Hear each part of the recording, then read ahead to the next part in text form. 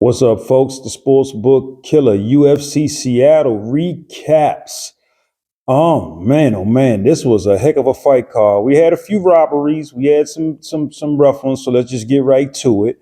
Alexia Thainara and Bruna Brasil. Alexia Thainara dominated Bruna Brasil. I had Alexia Thainara to win, but I also took Bruna Brasil plus 3.5 spread. I thought since Bruna Brasil beat her once, she might be able to get her at least win a round. Just win a round. She couldn't win a round. Bruna Brasil looked lost in there. I don't know if it's because she's training with the fighting nerds now and she just hadn't got a good system in place. Even her kickboxing was just off. She looked like she didn't know what to do in there, and Thainara just dominated her. Round after round, takedown, striking. Bruna Brasil looked horrible, and Thainara looked like a world beater in there. I can't wait to see who they give Thainara next. I had the over 1.5 round prop. I did hit that. But Bruna Brasil threw a last-ditch back-spinning kick to the throat that landed good in the third round, but that was too little too late. And Thainara just went on dominating. I mean, she just broke Bruna Brasil, broke her. And this girl, Alexia Thainara, she's good. Like I said, my pick was Thainara will win 2 rounds to 1, but Bruna Brasil didn't give me that 1 round. Next fight. Oh, man, Ricky Simón, Adrian Yanez, robbery number 1. Ricky Simón stood there at the end of the fight. Now, I didn't pick a winner in this fight. I had over 1.5 round prop and over 2.5 round prop. I did hit both of those. Fight went to a decision. But Ricky Simón stood there when they were reading off the decision and with both of his eyes swollen shut, and they called the fight a draw. Adrian Yanez didn't look like he'd even been in a fight at all. That was cold. That was cold. They took that from Yanez. I thought Yanez won either 3 rounds to 0 or 2 rounds to 1. But Yanez should have got that win. He crushed Ricky Simón. Ricky Simón couldn't get the takedown, couldn't do nothing with Yanez. So they stole that one from Yanez. At least they called it a draw so nobody lost money. Now, if they had just given the fight to Ricky Simón because he was the hometown favorite, that would have really been bad. Next fight. We had the men's light heavyweight division. Navajo Stirling stopped Bruno Lopes. Navajo starting to gain some traction, y'all. I had Navajo Stirling. I made Navajo Stirling a strong pick, actually, on this fight card, and I had over 1.5 round prop. I did hit the over 1.5 round prop, and Navajo Stirling ended up stopping Bruno Lopes right after he got me that over 1.5 round prop. Good guy. What a good guy. He waited till I made me some money. Then he went on and made me some more money. Gotta love Navajo Stirling. He got it done. He just crushed Bruno Lopes. TKO'd him. Got him on, just ground and pound him, hammer fisted him, hit him every which way. The ref gave Bruno Lopes every chance he could to fight back or defend himself, and he just couldn't do it. Navajo Stirling is a world beater now. I like him. Now, he's still got some, wrinkles to iron out, but he's gaining traction. He's getting better for sure. He's getting better. Next fight. Oh, my goodness. We had the women's flyweight division. Casey O'Neill knocks out Gabriella Fernandes. I had Fernandes pick to win. I also had over 1.5 round prop and over 2.5 round prop. Gabriella Fernandes fought in a way I never saw her fight before. She was hesitant. She was swinging from way too far away. And Casey O'Neill clipped her and kept clipping her. So I'm not going to give up on Fernandes just yet because I think she's good, but I don't know what happened tonight. I don't. But I do know she shouldn't have suffered a knockout at the hands of Casey O'Neill. That was just disgusting. But it was a first round KO, and Casey O'Neill, she got her hurt and just pieced her up, and fight was over. So hats off to Casey O'Neill. She got it done. Next fight, men's heavyweight division. Marcin Tybura and Tyrell Fortune. Okay, this was funny. And everybody laughed because they gave the fight Buffer read that Tybura won the fight. And I thought it was a robbery. I was on live. I did a live. Everybody was commenting that it was a robbery. Tyrell Fortune just exited the octagon. They brought him back into the octagon to tell him they gave the fight to the wrong guy and gave the fight to Tyrell Fortune. I had Fortune pick the win. I had over 1.5 round prop and over 2.5 round prop. But to be painfully honest with y'all, both of them should have lost. The way they fought, neither one of them was worthy of a victory, really. But Fortune did get a couple of takedowns and landed a few good strikes. Tybura, I don't even know what he's doing in the UFC.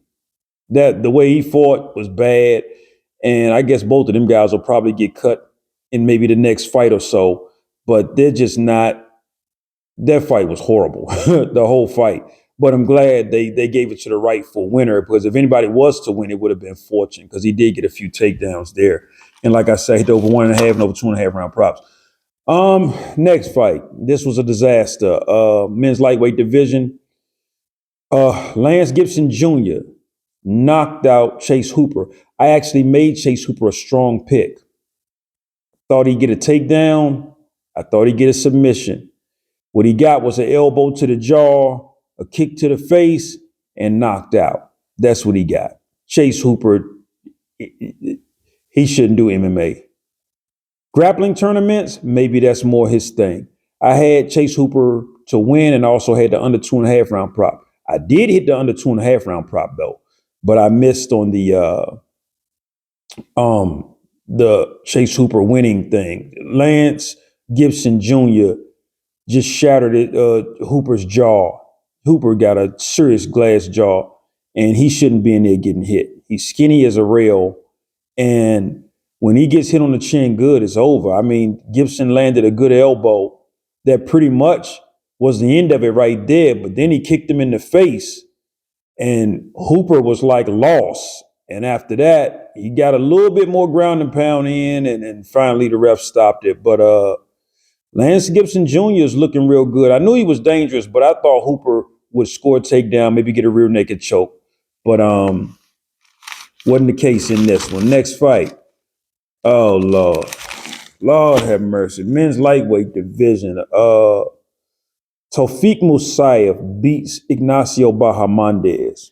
Now, I'm going to take some time to talk about this, because I'll tell y'all straight up, I'm sick of Ignacio Bahamondes. I had him pick the win. I also had the over 1.5 round prop and over 2.5 round prop. I did hit on both of those. I hit on the overs. But Ignacio Bahamondes is horrible. I sat and watched this guy during the live. People who witnessed me on the live. In 30 seconds, Ignacio Bahamondes changed stances from orthodox to southpaw, southpaw to orthodox at least 15 to 20 times in 30 seconds and didn't land not one damn punch the entire time. Watching him fight is sickening. For him to be that damn tall and nobody taught him how to plant his feet and throw a jab. Instead of switching up so much, because what he's doing, he's confusing himself. He's constantly stance switching to where he's not even landing anything. He's just changing stances. So he changed stances and doesn't even land a punch, but he'll switch again. And I'm looking going, what are you doing? This guy is horrible. I will never bet on Ignacio Bahamondes again. I don't even want to watch him fight again, because watching him fight is sickening. I hate watching him fight. It's just annoying. Next fight. This who got us back off of that Ignacio Bahamondes. Wasn't looking too good for the night. The men's lightweight division, Terrance T-Rex McKinney. Notice when they win, I call him by the full name. He get the full name honors. Terrance T-Rex McKinney stops Kyle Nelson with the quickness. Somebody in the comments asked me, they say I got one Hail Mary pass to throw. Who do I put my money on? I said, if you got one bet to make tonight and you got to win, take Terrance McKinney first round finish. They did it. They collected. Look here. I had Terrance McKinney as a strong bet. I did. I also had the under 2.5 round prop and the under 1.5 round prop. Hit on all of them. McKinney didn't waste no time. He went right out there and just destroyed Kyle Nelson with the quickness. Didn't waste no time. Just got it over with. Hats off to Mr. McKinney. That dude in the first round, like I told y'all in my first video, in the first round, Terrance McKinney is a destroyer in the first round. And if you make it out that first round, you got a chance. But good luck making it out the first round with Terrance McKinney. Next fight. This was the men's middleweight division. Yousri Belgaroui, he stopped Mansur Abdul-Malik. I had Mansur Abdul-Malik pick to win actually, but I didn't bet heavy on him. I thought he could win. I thought if he used his wrestling, he could win. I had the over 1.5 round prop. I did hit that. Now let me say this before. I know a lot of y'all probably gonna say, man, Mansur Abdul-Malik, look, man, he ain't all that. He ain't this. He ain't that. Look, let me be real with y'all. The man was fighting Bigfoot. He was fighting a dude 6'6", big, that had been sparring with Alex Bahia and trained by Glover Teixeira. I mean, Malik only had, 8 fights in the UFC? How many fights he had in the UFC? Yeah, so he was 9-0-1. I mean, and he went out on his shield. I got to give him his props because he was getting lit up in there. He was tired. He was exhausted. He went out on his shield. He showed heart. I ain't mad at Abdul-Malik. I think he's going to come back stronger, but he was fighting a monster. The dude, a 6'6" monster. Belgaroui is good, y'all. The guy's good. I got to give him his props. His striking's good. His takedown defense good. His getting back up after you take him down is good. The guy's good, man. And Abdul-Malik did all he could, and he went out on his shield. And he hung in there till he got me at over 1.5 round prop too. So I ain't totally mad at him, okay? I'll give him another chance. I still bet on him at some point. Next fight, Lord have mercy. We got men's featherweight division. Lerryan Douglas stops Julian Erosa. Goodness gracious. This dude hit so hard, he was dropping Julian Erosa with his jab. I had the over 1.5 round prop. I had Lerryan Douglas to win. Yeah, I did have him to win. And he did just that. He won in impressive fashion. I mean, he just punished Erosa. Erosa couldn't even handle the man's jab. The jab was staggering Erosa and dropping him. It was crazy to see a dude have a jab that powerful. I had the over 1.5 round prop. I missed on that because Douglas got it over with quick. He didn't want to see the second round. He wanted to get that over with quick, and he did. This guy, Douglas, is going to be a problem. He is. Yeah, but if you watch my video on him, I told y'all, I thought he could beat Erosa. I said the only chance I thought Erosa had was to catch him in that guillotine choke. But this guy, Lerryan Douglas, with his background in jiu-jitsu and wrestling and the punching power, this dude is bad news for a lot of his opponents. Next fight, we had the welterweight division. Michael Chiesa, he just destroyed Nico Price. But the price on Michael Chiesa just wasn't right. I had Chiesa to win. I had under 2.5 round prop. But Chiesa was like, minus, by fight time, he was like minus 1,000 or something. I ain't who gonna bet that for Chiesa? But it was his retirement fight. And man, he just destroyed Nico Price. Flat destroyed him in that might have been under a minute. I don't know what the time was, but it didn't take him long. Fight started, Chiesa got near and just rear naked choke, Nico Price tap, fight's over. That was bad. I mean, that was Chiesa went out like a true champion there. He went out like a real G. I got to give him his props on that. Next fight, we had the women's flyweight division. Goodness gracious. I had Alexia Grasso. She was coming in as an underdog. I had Alexia Grasso picked. I took the plus 3.5 spread. I had the over 1.5 round prop and over 2.5 round prop. I didn't think Macy Barber would beat her 3 rounds to nothing. But I did not know Grasso would knock Macy Barber out cold. She knocked her out cold, then jumped on her for the submission, but Macy Barber couldn't tap because she was out cold. This was sick. She hit Macy Barber with the coldest 2-piece. They should call Alexia Grasso Alexa Ice Cold Grasso. That should be her nickname from now on. Good. Ugh, that girl, she put Macy Barber to sleep. You hear me? Just shattered the girl's jawbone. And Macy Barber laid there for a long time. It took her a long time to come to. She laid there on her back with her eyes wide open for a very long time. That was crazy. But yeah, I did have Alexia Grasso plus 3.5 spread, and I had that as a strong bet, as a matter of fact. Last fight. Oh, Lord. Joe Pyfer TKO's Israel Adesanya. I had Adesanya pick the win. Didn't go heavy on him because Joe Pyfer's a dangerous fighter. I knew that. Had over 1.5 round prop, over 2.5 round prop. I hit the over 1.5 round prop. Joe Pyfer, I'll say this about Israel Adesanya first. Joe Pyfer can hit. We know that. Joe Pyfer can wrestle. We know that. Israel Adesanya was doing really well in this fight, like he does in most of his fights.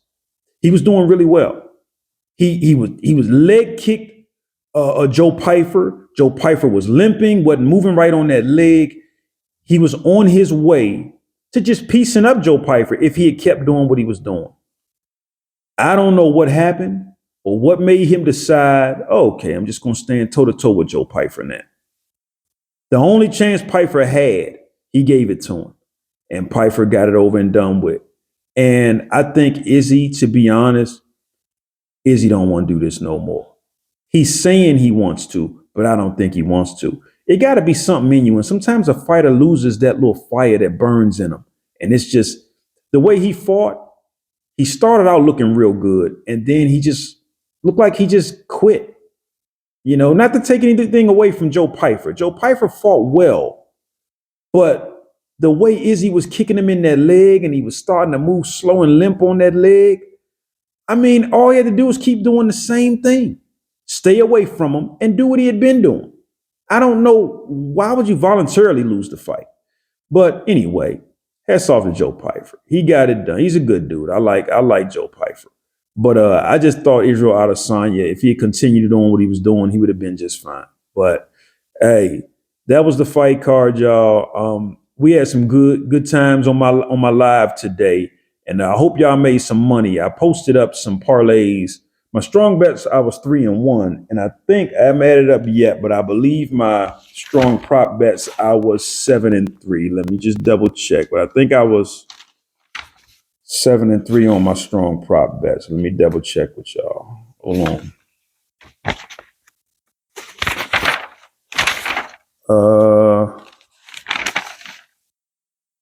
Yeah, I was 7-3 on my strong prop bets. So I was 70% on strong prop bets, and I was 3-1 on my strong bets. That was 75% on my strong bets and 70% on my strong prop bets. And I posted 4 parlays with NCAA basketball and PFL. And I posted 4, 3 of them hit. The only one that missed was Ignacio. The only bet I got wrong in my parlays that I posted was Ignacio Bahamondes. So that's it, y'all. We still hot. My channel's still pumping. This the No Beans channel. If you want to eat dry beans, you get on them other channels. But here, we eat steak, lobster, and filet mignon. I'll talk to y'all in the next video. Take care.